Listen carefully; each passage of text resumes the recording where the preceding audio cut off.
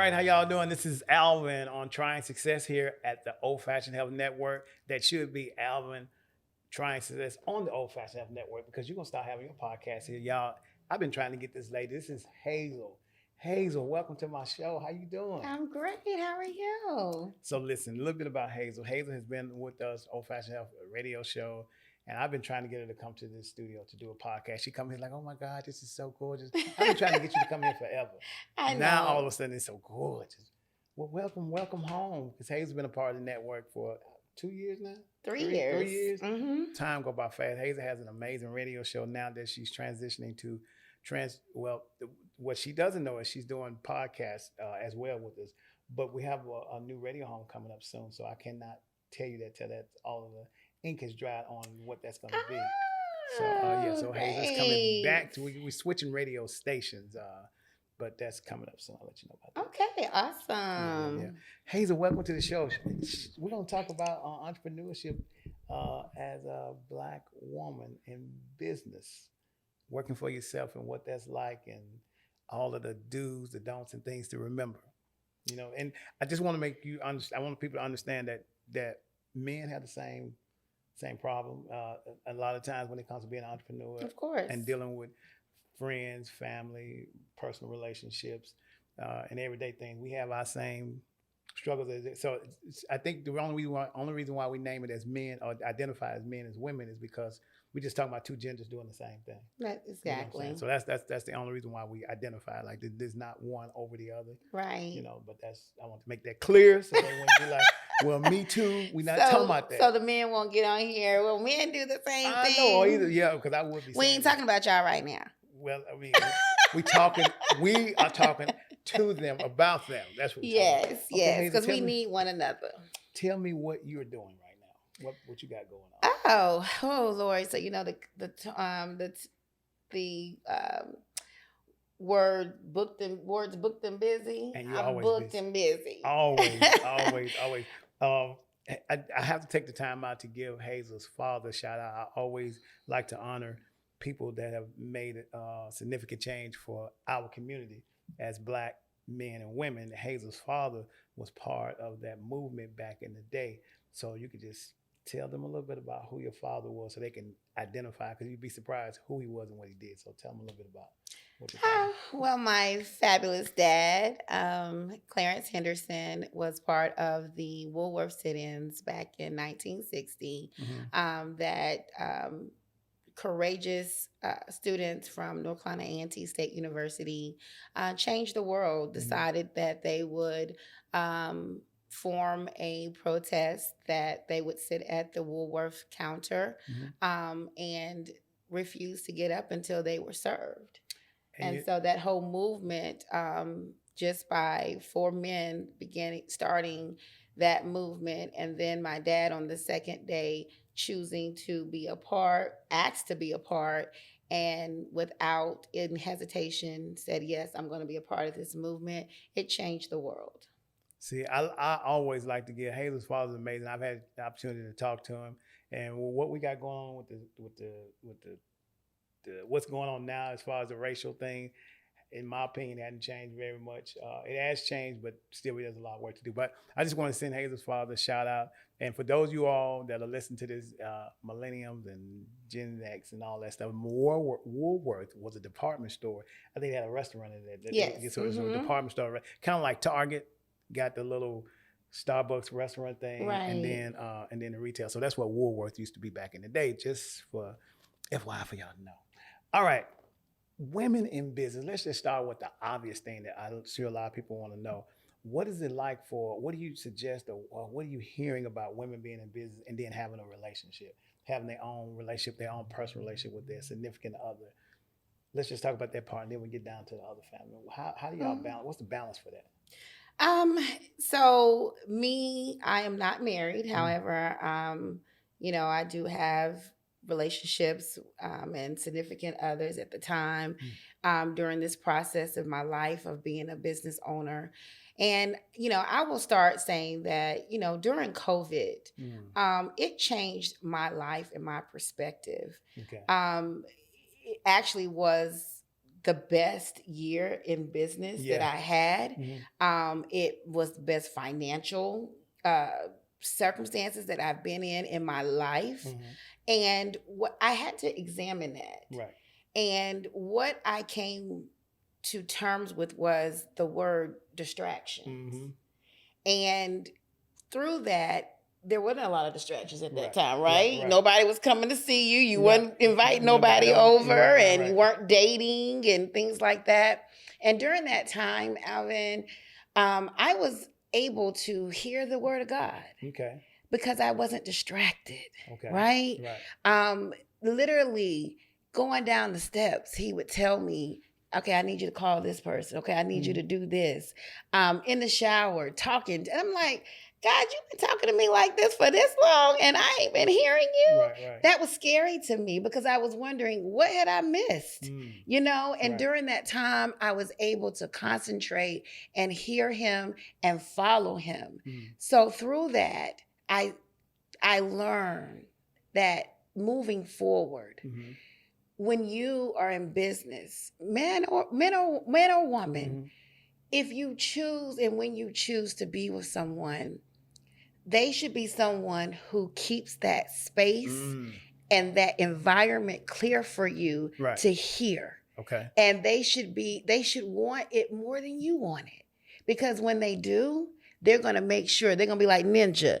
Oh, you distracted? Whatever that is, we Right. blocking it, right? Okay. And that's what I give, that's what I give to women is that, and men again, that when choosing a partner, number one, make sure that they are in line with your why. Okay. Also, make sure that they understand what needs to happen in your environment so that you can continue to prosper, so that you can continue to go after your dreams. That is an indication that person, one indication that person needs to be in your space. I talk on my show about proximity is power. Right? Those that you allow in your space can be the death of you or the life of you.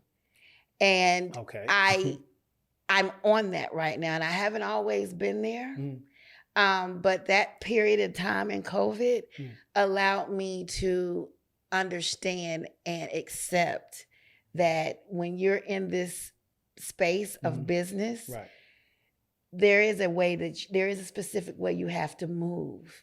And that is even when you get attached to someone, because that attachment, even if it's 10 minutes, getting to know somebody could be 10 minutes of your life. Right. And 10 minutes of the distraction that you didn't need in order to catapult what you're trying to do. So that would be what I would give to someone who is single like myself or in a marriage, that making sure that your spouse is in line with your why and that they are blocking, those things that are going to keep you from being the best that you can be. So let me ask you this then. I hear how. So let me. This is what this is in addition to. So I've always said I'm single myself, but I always like to. And when I say single, I'm talking about that. This does include if you have friends or in a relationship. I've always thought that if you're not in line with my why, at least support it. Yes. You don't have to be, the vision is mine. You know what I'm saying? So you don't have to be in line with my why, but just support it. Right. And if nothing else, just don't block it. And I guess my perspective is if you are supporting it, that's an line for me. Right? That's an alignment for me. So it's not a long list of requirements. Right, just support it. Got it. That's being in a line. Because again, anything outside of your why, that means anything that, your purpose, the things that you're sacrificing for. If that person is in line with that, again, they ninja, they're going to be blocking anything, and they're not going to be the cause of distraction either. They're going to be working on creating a place of peace. Right? Whatever that is for you, again, in order for you to continue on, to hear what you need to hear, to do what you need to do, and to move the way you need to move. Right. So now let me ask you this part of it. How do you see, or how do you encourage a person, especially females? And I say especially because you come from a female point of view. Mm-hmm. Being in business and you hear women or hear people all the time, it's like, I don't know what my why is. I don't know what I'm supposed to be doing. I don't know. And so they just doing something without knowing what they're supposed to do. What do you tell them when they say, well, What hey, is my why? Yeah, what is my why? Because you can't really tell a person what their why is. Oh, I can. Really? Okay, what do you tell them? Yes. Okay. Your why is that thing that keeps you up at night. Okay. Your why is that thing that even when you're doing 10 different things over here, Mhm. that thing is still right there at the forefront. Your why is that thing that you will work every day for and don't have to get paid. Your why is that thing that drives that passion that no matter when you walk in the room, people see it all over you. People feel that energy all over you. That is your why. And you embrace that. She done said the word, y'all. So that why is, so the why is if you want to be even if it's just being an entrepreneur with a lot of different subtitles on it. See, I think that we need to define, we use a lot of terms very loosely. Okay. Like, you hear that term boss. Mhm. I don't like that term because anybody can be a boss. Just go into Secretary of State, open up an LLC, and now you're a boss, right? Right. I like to use the term, I'm a woman of influence. Oh. Because as a woman of influence, that means that I have people following me. Mhm. That means I have people doing what I ask them to do. That means that I'm making money. Okay. Right. And you're changing, you're influencing for the better, right? Right. And so I feel like, when we are looking at these terms and we're looking at where we need to be or what we need to be called, it's about what's happening behind that name or that word or that coin term that you're using. Okay, so on the description, I also put on there, what are some of the do not things you don't do? And I want to ask you specifically about when you have people that work for you as being a boss and people you have to one of my friends like to say politic with to make something happen.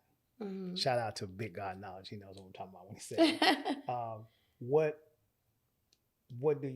are the things that you don't do? Just two things you say you don't do if you are a boss with employees. What are the two things you say you just don't do?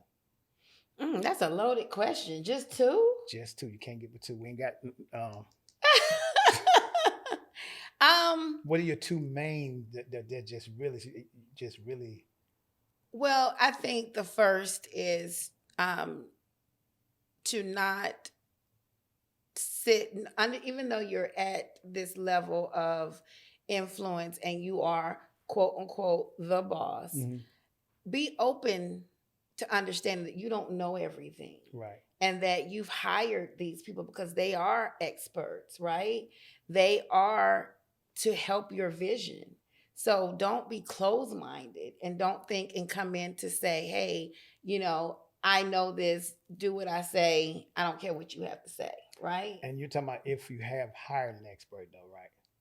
Well, for staff, when I hire people to do different things, mm-hmm. they're an expert within those things that I've hired them for. That's why I hired them. Did y'all hear that? Get you somebody that qualified for the job. Yes. Okay. Yes. And what's your number two? I might give you one more. Okay. I think for me, and I know some people debate about this, but I feel like don't go in and not have a protocol and a process. Right. You have to, because again, you are the leader. Right. So people in business and anything, they operate in processes and procedures. Right. You ever gone into a place and you don't have anything written down, nobody knows what they're doing, so they start making up stuff, right? Yes. Because there's nothing to follow. Right. So I would say that don't go in unprepared. Mm. Make sure when you have a meeting, even if it's a regular staff meeting, have an agenda. Right. Have something that people can follow that knows what's going next, what's going after. And if you could let me have three. I'm gonna give you three, but I want to elaborate on that. When I Okay. tell you, you are telling like the gospel to those that like the church. That I've been a victim of that. You know, you got so much that you're trying to do, and certain things slip through the crack because you knew what you're trying to do, and if Yeah. you don't have that thing down pat, I promise you it'll come back to bite you at some Yeah. point, some way. Yeah, that agenda, the agenda, hiring the right people are two Yes. things that are like at the top of anybody's list when you're having a business. Remember, you are the key. Yeah. People are always going to watch you. Why? Because this is your vision. This is your business. Right. So if you are not prepared, Mhm. people are watching that. Right. And people sense. and they will take advantage. And they will take advantage. They will take advantage. Okay, what's your third? Be a planner. Mm. Make sure that you are a step ahead. Always a step ahead. Because again, people are following you. People are behind you. Mm-hmm. They should never be caught up with you. There should always be and the next, right? Right. So you have to be a planner. You have to be a visionary. Right. That's one of the characteristics of a leader. I want you to. I'm hoping he's listening to this. You hadn't met the whole Old Fashioned Network crew, Okay. But there's a podcast. Big God Knowledge is his name. Well, his name is Ryan, but Big God Knowledge is his podcast. And what you're saying now, I've heard this from him, and not in a way of necessarily just saying that you ain't do it right or stuff like that, but it just lets you know, like Ryan would go like, okay, because this may not be in place because you couldn't have it in place at the time. Right. This is what you need to learn from for the future, so you won't have to.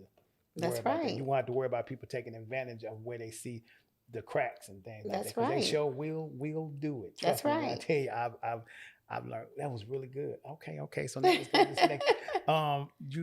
That was your third thing. Now tell me about women being in business and sitting at the table and you're the only female there and there's a whole bunch of guys and you're trying to close the deal. How you do that? Do you wear red and some lipstick? How you gonna do that? Y'all wear different colors. How do you do that? You know, I am my daddy's child, and you know he raised me that I am the room. All right now. I'm the room. Wherever room I step in, I am the room. Okay. And again, energy. I cannot say this enough. Energy is transferable. Yes, it is. So when you come in a place, you come in confident, you come in and be prepared and know that it doesn't matter who's in the room. I'm the room. And whatever I am manifesting at that moment, it's going to be because why? I was prepared. Okay. And this outer shell, you're not even going to pay attention to because that energy and that preparedness and just the fact that my confidence is what you're going to see and what you're going to feel. Right. Okay. So, Hazel, you ready today, aren't you? She was ready. She told me I'm ready. It's been 35 years in this game. So okay. So now for the females and males that are in business, and it may look like it's just the darkest, with the exception of saying prayer to be included in that. When it's the darkest, and she's like, I'm trying to make this work. It seemed like I keep running against the wall. And she's like, hey, I'm ready. I don't know if I'm going to be able to make this. Yeah. So what do you tell that woman, that sister that's been out there doing this? She's been trying to get her business off the ground. And it's taking her a little time to get there. Do you tell her to shift directions? Or you tell her to keep going? And what did you do? Did you ever face that? Oh, gosh. I would first be transparent with her. Because my journey, people need to know that this thing, I always say, business ain't for punks. Oh, yes. And my journey, I have been where I've had no lights. I have been where I have been working so hard that I fell asleep on 75, driving. Almost had a wreck. I have been where, like, I didn't know where my next mortgage check was going to come from. I was facing foreclosure, I would be transparent that this is a journey and you're not alone, right? Oh, But again, this is why it's so important to know your why.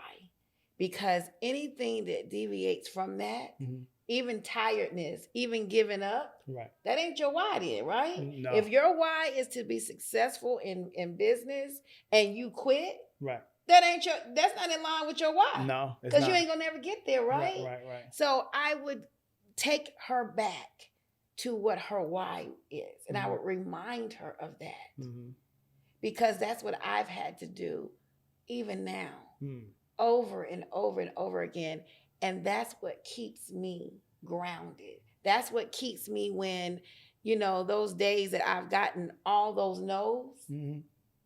I know that one yes is around the corner. And it's gonna null and void all those no's that I got. You know what's amazing about getting into a dark place and then coming into the light?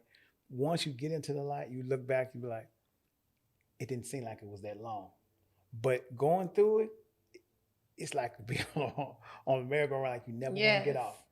Because it's the process. It's part of the process. And we don't enjoy the process. There's so much to learn in the process. But you know what? Hell, you can't learn the process if you're cold and the lights is out. So I think yes, you can, because guess what? You'll learn. I need endurance. I will learn that. But you learn after this. To me, I think I learned. I've been so when I learned that after I've kept myself warm and woke up the next day. So I made it through that thing. And then I can look back and see how I made it over. But in the midst of it, I'm just trying to survive. You know what I'm saying? I'm just trying to keep it. I guess I'm saying that for that woman, sometimes we get so focused on the prize, the end result, when it's not about the end result. Right. It's about all those little bitty things, all those small nuances of victories that we skip over. Right. Because we're so focused. But all those nuances of victories and things are preparing us for that big thing. Because I'm telling you again, when you get to that big thing, you're going to want something else. And then you're going to want something else. Yeah. And in order to get that, all those little small victories were lessons that you needed to know to carry on. So you cannot null and void the process. Right. My mom used to say, she said, baby, enjoy the infant stages of what you're trying to do. Yes. She said, because I remember when you all were babies, I'm trying to make sure that you don't put your hand on this and put this in your mouth and that in your mouth. Those are the things that I remember and everything. She said, and you have to enjoy all that. Yes. Because once it gets older and you finish with it, yes, you finish when you're happy about it. But you keep revisiting all those fun times you consider fun, or I remember that time you was trying to put your hand in the socket. So you're right, you have to enjoy the process. And I would also throw in there, make sure you got the right people around you. Now, this is the last. I need to see what time. I don't know how much more time we got. I don't know what, because we got to go. Okay, we have to go to a school, y'all. I have another event coming up, but we'll talk about that another time. Okay. So we got 5 more minutes. I just got to ask you this. I was asking, when you get the friends and things that you used to have, and you start growing, you got to make sure you have the right people around you, and the right people around you are going to be the people that's there now, even in the roughest times. And I have to say this because this is important. Because I had to learn this, and sometimes it's still hard. Understanding that there is a stage where you have to walk alone. Oh, there is a separation piece of this thing that I've never seen anybody else not go through. Separation brings preparation. Yeah. And I had to learn this. It is a lonely place. Right. Yes, it is. It is a place where and still do. Because I'm and every time there's another situation that God is trying to put you in, separation comes again. And honestly, I'm in that right now. And there's some crying nights I have, because sometimes you do want that hug. Sometimes you do want somebody to say, hey, keep going. But there is a stage where nobody's going to do that, because you're separated. So I don't want people to lose that, Right. because that's where people can fall off and get derailed too, because they are thinking about who's around them, understanding that there is preparation.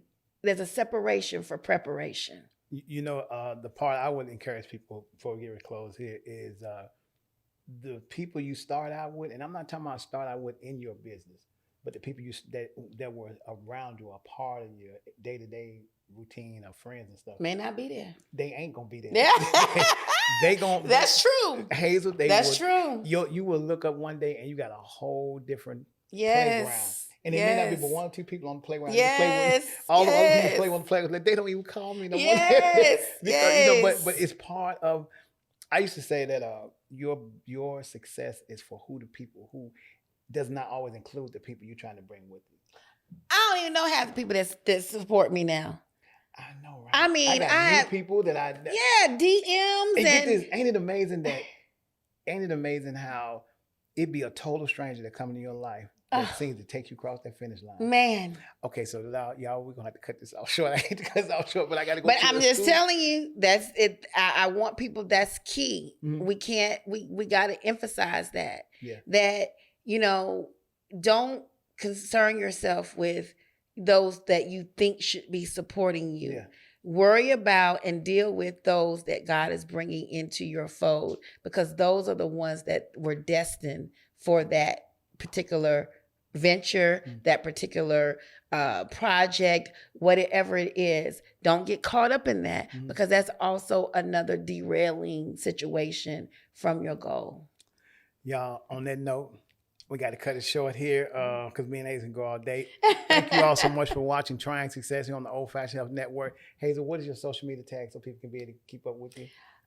You can reach me on Holistic Living with Hazel. That can be on Facebook as well as IG. And you can also find her on Old Fashioned Health Network, and you can find it at hazelspodcast.com. Yes, I forgot that. Yeah, so, podcast.com, guys. It's coming. Yeah. I'm so excited for 2024. You just wait. I can't wait that long. I'm excited about it right now. Okay, y'all. Thank you so much for watching. I appreciate y'all. Y'all have a great day.